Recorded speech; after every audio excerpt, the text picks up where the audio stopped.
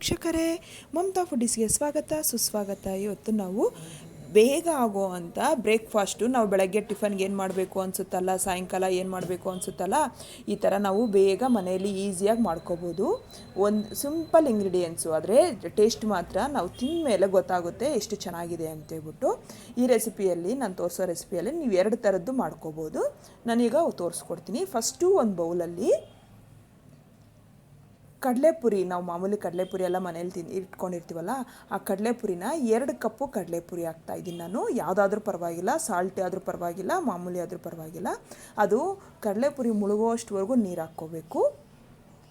ನೀರು ಹಾಕ್ಬಿಟ್ಟು ಚೆನ್ನಾಗಿ ಥರ ಒದ್ದೆ ಆಗೋ ಥರ ಹಾಕ್ಬಿಟ್ಟು ಅದನ್ನು ಒಂದು 3 ನಿಮಿಷ ನೆನೆಯೋಕೆ ಬಿಡಬೇಕು. ಜಾಸ್ತಿ ಹೊತ್ತು ಬೇಡ, ಕಮ್ಮಿ ಬೇಡ, 3 ನಿಮಿಷ ಸಾಕಾಗುತ್ತೆ. ಅದು ಯಾಕಂದರೆ ಕಡಲೆಪುರಿ ಅಲ್ವಾ, ಅದಕ್ಕೋಸ್ಕರ ಒಂದು ಸ್ವಲ್ಪ ಸೈಡ್ಗೆ ಇಟ್ಕೊಂಡು, ಈಗ ಒಂದು ಬೌಲಲ್ಲಿ ಸೂಜಿ ರವೆ, ಅದೇ ಬಾಂಬೆ ರವೆ ಅಂತೀವಲ್ವ ನಾವು, ಅದನ್ನು 1 ಕಪ್ಪು ರವೆ ತೊಗೋಬೇಕು. ರವೆಗೆ ನೋಡಿ ಈ ಥರ ನಾನು ಅದೇ ಉಪ್ಮಾಗೆಲ್ಲ ಬಳಸ್ತೀವಲ್ವ ನಾವು, ಅದೇ ರವೆನ ನಾನು ಹೇಳ್ತಾ ಇರೋದು. ಅದಕ್ಕೆ 1 ಕಪ್ಪು ನೀರು ಹಾಕ್ತಾಯಿದ್ದೀನಿ ನಾನು. ನೀರು ಹಾಕ್ಬಿಟ್ಟು ಅದನ್ನು ಚೆನ್ನಾಗಿ ಮಿಕ್ಸ್ ಮಾಡಿಕೊಂಡು ಅದನ್ನು ಅಷ್ಟೇ ಒಂದು 5 ನಿಮಿಷ ನೆನೆಯೋಕ್ಕೆ ಒಂದು ಸೈಡ್ಗೆ ಇಟ್ಕೊಂಡ್ಬಿಡ್ಬೇಕು. ಚೆನ್ನಾಗೆಲ್ಲ ಮಿಕ್ಸ್ ಮಾಡಿಬಿಟ್ಟು ಅದು ನೀರೆಲ್ಲ ಎಳ್ಕೊಳ್ಳುತ್ತಲ್ಲ ರವೆ, ಅದಕ್ಕೋಸ್ಕರ ಒಂದು 5 ನಿಮಿಷ ನೆನೆಯೋಕೆ ಬಿಡಬೇಕದು. ಈಗ ಇದನ್ನು ಒಂದು ಸೈಡ್ಗೆ ಇಟ್ಕೊಂಡು ಕಡಲೆಪುರಿನ ನೀರಿಂದ ತೆಗೆದು ಮಿಕ್ಸಿ ಜಾರ್ಗೆ ಹಾಕ್ಕೋಬೇಕು.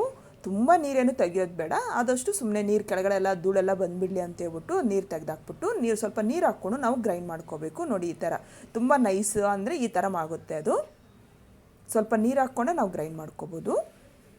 ನೋಡಿ ಈ ಥರ ಆಗಿದೆಯಲ್ಲ. ಈಗ ಇದಕ್ಕೆ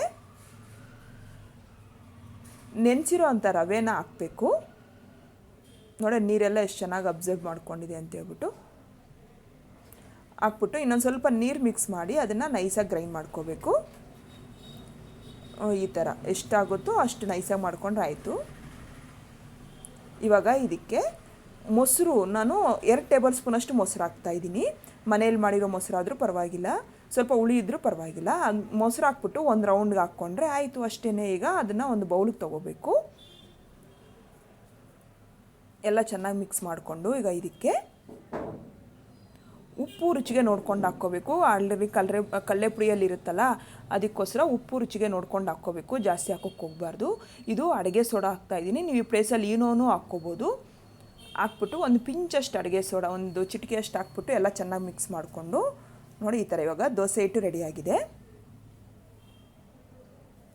ನೋಡಿ ಈ ಥರ ದೋಸೆ ಹಿಟ್ಟು ನಾವು ಮಾಮೂಲಿ ಹೆಂಗಿರುತ್ತೋ ಹಂಗಾಯ್ತು. ಇವಾಗ ಸ್ಟವ್ ಮೇಲೆ ತಾವ ಬಿಸಿಗೆ ಇಟ್ಬಿಟ್ಟು ಅದ್ರ ಮೇಲೆ ಒಂದು ಸ್ವಲ್ಪ ನೀರು ಹಾಕ್ಬಿಟ್ಟು ಒಂದು ಬಟ್ಟೆಯಿಂದ ಎಲ್ಲ ಒದ್ದೆ ಎಲ್ಲ ಒರೆಸ್ಕೊಂಡ್ಬಿಡ್ಬೇಕು.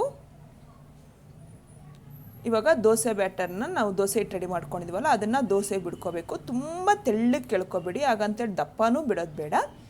ನೋಡಿ ಈ ಥರ ಎಲ್ಲ ಬಿಟ್ಟು ಮೇಲೆ ಒಂದು ಸ್ವಲ್ಪ ಎಣ್ಣೆ ಹಾಕಿದ್ರೂ ಆಯಿತು, ಹಾಕಿಲ್ಲ ಅಂದರೂ ಆಗುತ್ತೆ. ಹಾಕಿಲ್ಲ ಅಂದ್ರೂ ತುಂಬ ಚೆನ್ನಾಗಿ ಬರುತ್ತೆ ಫ್ರೆಂಡ್ಸ್ ಇದು.